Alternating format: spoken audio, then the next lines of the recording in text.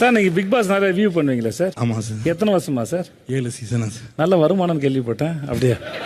Seriously first நாளே விஜய் சேதுபதி இந்த மாதிரி ஒரு தரமான சம்பவம் பண்ணுவாருன்னு எதிர்பார்க்கலங்க. அட்டகாசம். சீரியஸ்லி சொல்லணும்னு வச்சுக்கோங்களேன். நான் லாஸ்ட் 2 வீடியோ போட்டிருந்தேன். ஸோ அந்த வீடியோவில் சொல்லியிருந்தேன் விஜய் சேதுபதி கண்டிப்பாக நல்லா பண்ணுவார் அப்படின்ற மாதிரி ஒரு எதிர்பார்ப்பு இருக்குன்னு சொல்லியிருந்தேன். அந்த எதிர்பார்ப்பை சாட்டிஸ்ஃபை பண்ணியிருக்கேன். சத்தியமாக சொல்லணும், செம மாசாக வந்து இன்றைக்கி வந்து ஒரு ஹோஸ்ட் பண்ணாருன்னு தான் சொல்லணும். ஏன்னா எந்த இடத்துலையும் பார்த்தீங்கன்னா இடம் கொடுக்கவே இல்லை. எல்லாருக்கிட்டையும் பார்த்தீங்கன்னா கைண்டாகவும் பேசினார்.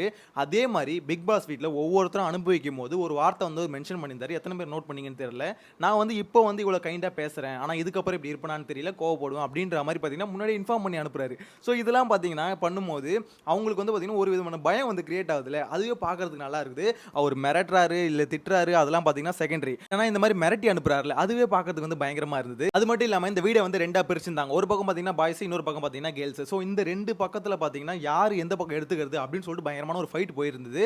ஸோ இந்த ஃபைட்டில் வந்து எனக்கு ரொம்ப பார்க்கறதுக்கு ரொம்ப ஜாலியாக இருந்தது. என்னன்னா ரவீந்தர் இருக்கார்ல, அதாவது ஃபேட்மேன், அவர் விளையாடினார்ல ஒரு கேம், அதுதான் பார்த்தீங்கன்னா பயங்கரமாக இருந்தது. ஆக்சுவலாக அவர் போகணும்னு டிசைட் பண்ணிட்டாரு. எனக்கு வந்து இந்த பெட் வந்து பிடிக்கல, ஆக்சுவலாக சிங்கிள் பெட் தான் எனக்கு பிடிச்சிருக்கு அப்படின்ற மாதிரி பார்த்தீங்கன்னா டிசைட் பண்ணிட்டாரு. ஸோ அப்படி இருக்கும்போது அவர் வந்து பார்த்தீங்கன்னா ஒரு கேம் வந்து பயங்கரமாக ப்ளே பண்ணாருங்க. அதாவது இப்போ கேர்ள்ஸ் வந்து பார்த்தீங்கன்னா அவங்க என்ன சொல்லிட்டாங்க, எங்களுக்கும் அதான் வேணும் அப்படின்ற மாதிரி டிசைட் பண்ணிட்டாங்க. இதுக்கப்புறம் இவங்க கிட்ட பேசி வேலைக்கு ஆகாது அப்படின்னு சொல்லிட்டு அவங்களுக்கு கொடுத்துடலாம். பட் எங்களுக்கு வந்து பார்த்தீங்கன்னா ஒரு கீ ஒன்று வேணும், அதாவது எங்களுக்கு வந்து ஏதாவது ஒரு ப்ளஸ் ஒன்று இருக்கணும்ல. ஸோ அதனால் பார்த்தீங்கன்னா எங்களை வந்து ஒரு வாரம் ஏதாவது ஒரு வாரம் எங்கள் பாய்ஸில் யாரையுமே நீங்கள் நாமினேட் பண்ணக்கூடாது அப்படின்ற மாதிரி ஒரு செக் ஒன்று வச்சிட்டாருங்க. ஸோ இதுக்கு வந்து பார்த்தீங்கன்னா கேர்ள்ஸில் அக்செப்ட் பண்ணிக்கிட்டாங்க. ஒரு சிலர், ஜாக்லின் அப்புறம் இன்னொருத்தவங்க. ஸோ இந்த 2 பேர் மட்டும் அக்செப்ட் பண்ணல. அது இன்னும் ஓடிட்டு தான் இருக்குது பஞ்சாயத்து. ஜாக்லின் கூட வெளியே படுக்கிறேன் அப்படின்ற மாதிரி பார்த்தீங்கன்னா ஷோ எண்டில் வந்து முடிச்சாங்க. இதில் வந்து காமெடியான விஷயம் என்னன்னா ஆல்ரெடி அக்செப்ட் பண்ணிட்டாங்க. ஒரு வாரம் பார்த்தீங்கன்னா பாய்ஸ் யாருமே நாமினேட் பண்ணக்கூடாது. இது வந்து பார்த்தீங்கன்னா பாய்ஸ் எல்லாருக்குமே ஒரு ப்ளஸ். ஆனால் அடுத்த 24 மணி நேரத்தில் ஒருத்தரை வந்து வெளியே அனுப்ப போகிறோம் அப்படின்ற மாதிரி பார்த்தீங்கன்னா விஜய் சேதுபதி சொல்லிட்டு போயிட்டாரு. ஸோ இது வந்து பார்த்தீங்கன்னா ரொம்பவே புதுசாக இருக்குது. ஏன்னா இவ்வளோ எடுத்தோடனே இவ்வளோ ஆஷா பார்த்தீங்கன்னா இது வரைக்கும் எந்த பிக் பாஸ் சீசனுமே இருந்ததில்லை. அதாவது ரொம்ப வந்து பயங்கரமாக டஃப்பாக கொடுக்குறாங்க. ஆக்சுவலாக உள்ளே வந்தோடனே பார்த்தீங்கன்னா பிக் பாஸ் நம்ம ஸ்டார்டிங்கில் பார்த்தீங்கன்னா தெரியும், உள்ளே வந்துட்டு இவங்க டிசிஷன் எடுக்கல, உடனே வெளியே அனுப்பிட்டாரு. எடுத்த உடனே இவ்வளோ டெரராக பார்த்தீங்கன்னா பிக் பாஸ் இது வரைக்கும் இருந்தது இல்லை. ஏன்னா வந்த முதல் நாள் பார்த்தீங்கன்னா கொஞ்சம் வந்து பார்த்தீங்கன்னா ரிலாக்ஸாக விடுவாங்க. ஆனால் இந்த சீசனில் பார்த்தீங்கன்னா ரிலாக்ஸாக விடல. நான் ஆல்ரெடி சொல்லியிருந்தேன், இந்த சீசனில் பார்த்தீங்கன்னா நார்த் இந்தியன் பிக் பாஸ் எப்படி இருந்ததோ அதே மாதிரி தான் தமிழ்நாடு பிக் பாஸ் வந்து இருக்க போகுது அப்படின்ற மாதிரி சொல்லியிருந்தேன். ஏன்னா இந்த வருஷம் பார்த்தீங்கன்னா பயங்கரமாக கான்ட்ரவர்சி வந்து கொண்டு போகிறாங்க. அது ஏற்கனவே தெரிஞ்ச விஷயம் தான். ஏன்னா இந்த சீசனை பார்த்தீங்கன்னா கம்பல்சரி ஹிட் கொடுத்தே ஆகணும். கமல் சார் இல்லை, விஜய் சேதுபதி புதுசாக வந்திருக்காரு. ஸோ இந்த சீசன் வந்து ஹிட் ஆகணும்னு வச்சுக்கோங்களேன், அடுத்த சீசன் ஒன்றுமே இல்லாமல் போயிடும். அதனால் டாஸ்க்லேருந்து எல்லாமே பார்த்தீங்கன்னா பயங்கரமாக தான் வைப்பாங்க. கான்ட்ரவர்சி நீங்கள் வேணால் நோட் பண்ணி வச்சுக்கோங்க.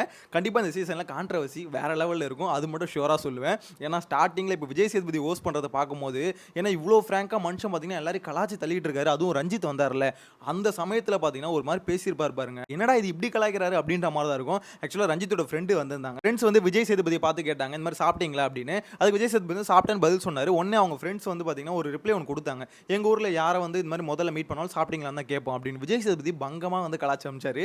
உங்கள் ஊரில் மட்டும் இல்லைங்க, எல்லா ஊர்லேயுமே ஒருத்தவங்களை பார்த்தாங்கன்னா சாப்பிட்டீங்களான்னு கேட்குறது நல்லது தான். ஸோ அப்படின்னும் போது இது வந்து பார்த்தீங்கன்னா என்ன உங்கள் ஊரில் மட்டும் தான் அப்படி கேட்பீங்களா அப்படின்னு சொல்லிட்டு பார்த்தீங்கன்னா பயங்கரமாக மொக்க பண்ணாரு. சாப்பிட்டேன் சார். நீங்கள் சாப்பிட்டீங்களா சார்? ஊரில் இது முதல்ல கேட்போம் எப்பவுமே. எங்கள் ஊர்லேயும் கேட்போம் சார், அது வழக்கம் தான் சார். அது எல்லாத்துக்கும் ஊர் பேருங்க சார். இந்த வரவே இருக்கிறது, அன்பா கவனிது எல்லா ஊர்லேயும் இருக்குதுங்க. கண்டிப்பாக கண்டிப்பாக எங்கள் ஊரில் இருக்குதுங்க. எங்கள் ஊரில் வந்தால் வெளியே போனால் சொல்லுவோம். யார் யார் யார் ஊரில் சொல்லுவீங்க வந்தாலும் வெளியே போகணும். இதே மாதிரி இவங்கள மட்டும் இல்லை, எல்லாருமே யாரெல்லாம் கொஞ்சம் வந்து ஓவராக பேசுகிறாங்களோ அங்கேயே பார்த்தீங்கன்னா அப்படியே தட்டி அப்படியே அமுச்சு விட்றாரு. ஸோ கேட்கறதுக்கும் சரி பார்க்குறதுக்கும் சரி செமையாக இருந்ததுங்க. இதை வந்து நம்ம கமல் சார்கிட்ட இவ்வளோ நாள் மிஸ் பண்ணிட்டு இருந்தோம். ஏன்னா கமல் சார் வந்து பார்த்தீங்கன்னா ரொம்ப ஒரு மாதிரி பொலைட்டாக பேசுவார். ஆக்சுவலாக பார்த்தீங்கன்னா அவங்கள கலாச்சாலுமே அவங்களுக்கே புரியாத மாதிரி கலாய்ப்பார். அது வந்து பார்த்தீங்கன்னா நம்மளுக்கு வந்து என்னடா இது அப்படின்னு, ஏன்னா நம்மளுக்குமே புரியாது, கொஞ்சம் லேட்டராக தான் புரியும் ஒரு கலாச்சிருக்காருன்னு. ஸோ அந்த மாதிரி தான் கமல் சார் கலாய்க்கிறது இருக்கும். ஆனால் விஜய் சேதுபதி கலாய்க்கிறது, நான் சொன்னல நம்ம பக்கத்து வீட்டு நம்ம அண்ணன் எப்படி கலாசனா எப்படி இருக்கும், ஸோ அந்த மாதிரி தான் பார்த்தீங்கன்னா விஜய் சேதுபதி பேசும்போது ஃபுல் அண்ட் ஃபுல் இருந்தது. சீரியஸாக சொல்லலாம், எனக்கு ரொம்பவே பிடிச்சிருந்தது. இந்த சீசன் பயங்கரமாக போகுது அப்படின்னு இந்த ஒரு எபிசோட பார்க்கும்போது க்ளீனாக தெரிஞ்சிச்சுங்க. இவ்வளோ பேர் வந்துட்டாங்க, பாய்ஸ் வர்சஸ் கேர்ள்ஸ் அப்படின்னு சொல்லிட்டு பயங்கரமான போட்டி இருக்க போதுன்னு பிக் பாஸ் சொல்லிட்டாரு. ஆனால் என்னதான் இருந்தாலுமே முத நாள் இந்த அளவுக்கு பற்றிக்கும் அப்படின்னு எதிர்பார்க்கவே இல்லை. ஏன்னா ஜாக்லின் பார்த்தீங்கன்னா இப்போயே புரட்சியில் இறங்கிட்டாங்க. நான் வந்து உள்ளே வந்து பெட்ரூமில் படுக்க மாட்டேன், ஏன்னா நீங்கள் எடுத்த டிசிஷன் எனக்கு பிடிக்கல, அதாவது அங்கே கேர்ள்ஸ் வந்து எல்லாரும் எடுத்த டிசிஷன் வந்து எனக்கு பிடிக்கல, அதனால் வெளியே படுக்கிறேன் அப்படின்ற மாதிரி முடிவு எடுத்துட்டாங்க. இதில் 24 மணி நேரத்தில் ஒருத்தரை வெளியே அனுப்புறது அப்படின்னு சொல்லிட்டு ஒரு மாதிரி சூப்பராக தான் கொண்டு போகிறாங்க. இந்த சீசன் எப்படி போகுதுன்னு வெயிட் பண்ணி தான் பார்க்கணும். உங்களோட தாட்ஸ் எது வந்தாலும் மறக்காம கமெண்ட்டில் மென்ஷன் பண்ணுங்க. இந்த கண்டஸ்டன்ட் இவ்வளோ பேர் வந்திருக்காங்கல்ல, இதில் யார் பெஸ்ட்டு அப்படின்னு பார்த்தீங்கன்னு வச்சுக்கோங்களேன். இப்போதைக்கு நான் எடை போட்ட வரைக்கும் ஒரு 2 பேர் வந்து ஒர்த்தா இருக்காங்களோ பாய்ஸில் அப்படின்ற மாதிரி தோணுது. அது யாருன்னு பார்த்தீங்கன்னா, ஒன்று ஃபேட்மேன், இன்னொன்று வந்து முத்துக்குமரன். இவங்க 2 பேரும் இன்னைக்கு நான் நோட் பண்ண வரைக்கும் ஓரளவுக்கு இவங்க 2 பேர் கீ பிளேயராக இருப்பாங்களோ அப்படின்ற மாதிரி ஒரு லைட்டாக ஒரு எண்ணம் வருது. அதே மாதிரி கேர்ள்ஸில் பார்த்தீங்கன்னா ஆர்ஜே ஆனந்தி இருக்காங்களே, அவங்க கொஞ்சம் மேலே வரதுக்கு வாய்ப்பு இருக்குது. அதே மாதிரி சுனிதா, என்னடா சுனிதாலாம் பயங்கரமான பிளேயரா அப்படின்னு கேட்டிங்கன்னா, சுனிதா வந்து பார்க்க தான் ஜாலியாக பேசுகிறாங்க. ஆனால் அவங்க எடுக்கிற டிசிஷன் இருக்குல்ல, அதில் ஒரு கிளாரிட்டி இருக்குது.